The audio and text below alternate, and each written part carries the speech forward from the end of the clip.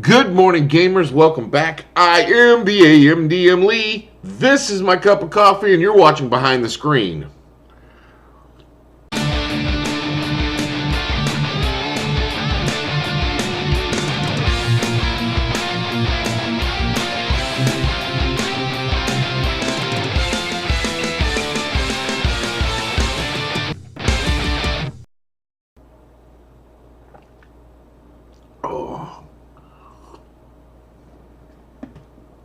So, today we're going to talk about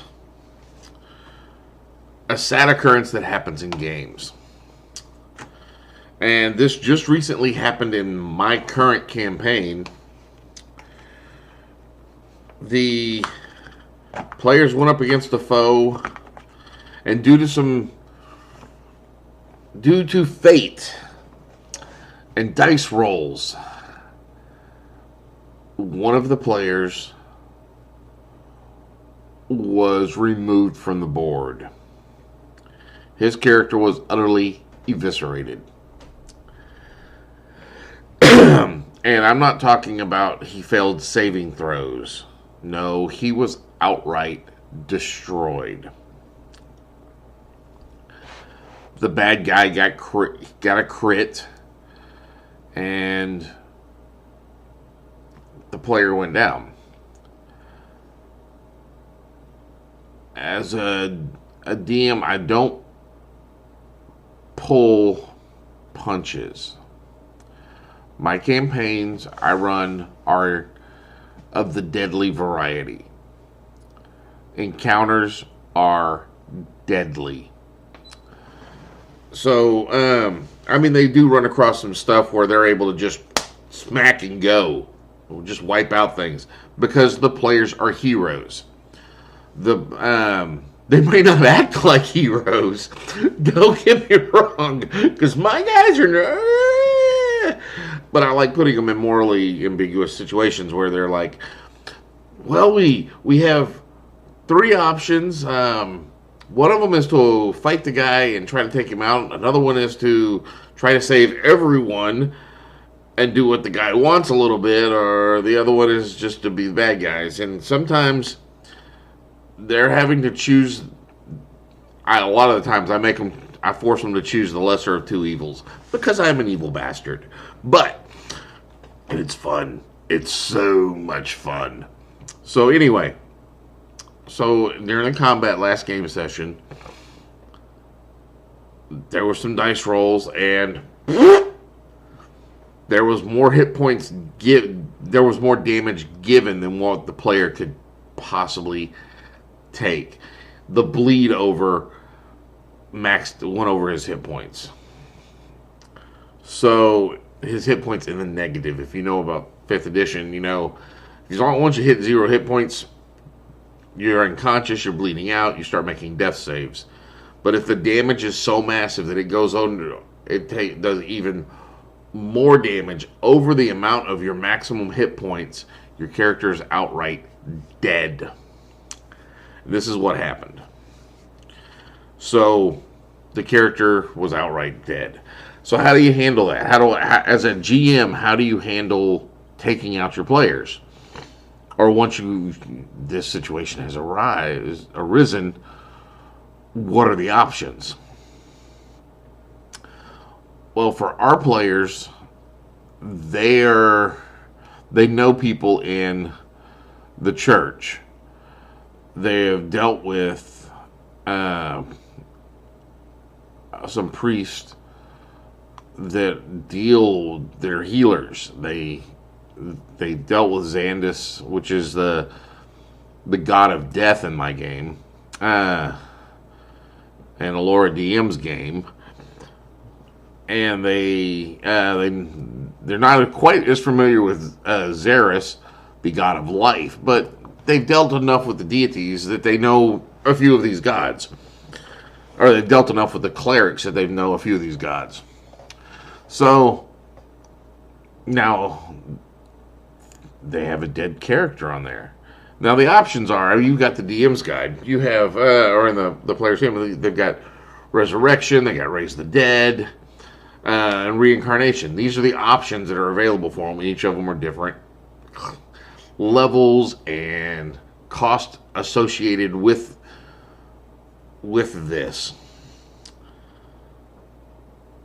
So, Raise the Dead, I believe they have 10 minutes to get the character from one area to the other.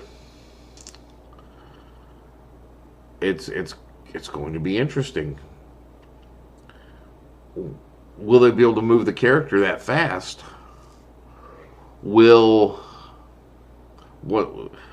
if they can't, they're going to opt for the Raise the Dead. Now, I do have a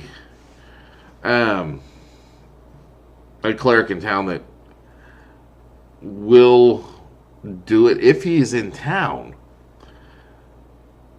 for a favor. So there are options, and you work it into the narrative. Now, I asked my player afterwards, after the game, I asked him, I said, hey, do you want to continue playing this character, or do you want to run someone else? If you want to continue playing this character, we'll work it into the narrative.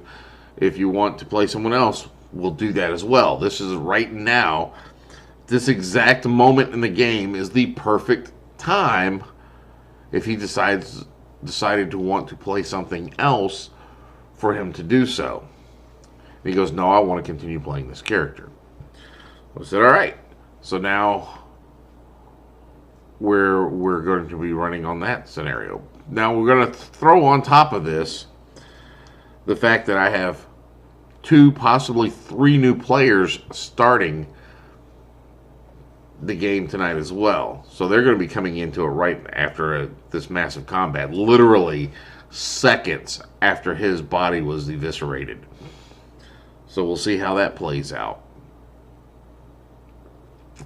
It's going to be interesting. So how do you deal with the player death? One, you give them some time to breathe. But you ask your player, do you want to continue playing this character? Here are some of the options. There are options. Even if you can't get the character resurrected. You have revenants. You have ghosts. You have... There's so many options available that you can bring this... Options you can add onto this character to make it where he can come back, but why is he back? And I have options as a DM. I can say, well, because of something that happened, this other thing's happening. I don't need the rule book to tell me, hey, you don't want to kill that character, don't kill that character. There are ways around it. The trick is to make it feel natural and believable within your world. And that's not always an easy thing to do, but as a DM, you learn how to do these things. Time and practice will help. Just lots of time to do this. I've been doing this for... Well, I've been doing this for a long time. Almost, I've been playing these types of games for almost 25 years. Yeah, I think I can kill a character and bring them back anytime I want. I'm old school. Rocks fall, you die. But I'm outside. Goliath on the mountain, giants throwing rocks, you're dead. You do whatever. But yeah, player, how do y'all handle it? How do you handle a player character dying in combat and bringing back? I just wanted to see what my hands do. Alright guys, that's all I got for now. If you like these videos, please click on the like button. If you think someone else would like them, please click on the share button. Every like's an inspiration, every share is an advantage, and every subscription is an experience point. Help me gain 300 experience points so I can get to the second level. And as always, the AMDM does hereby authorize you, the viewer, to gain 10 experience points for every video that you share. That is all I have for now, so go forth and roll some dice.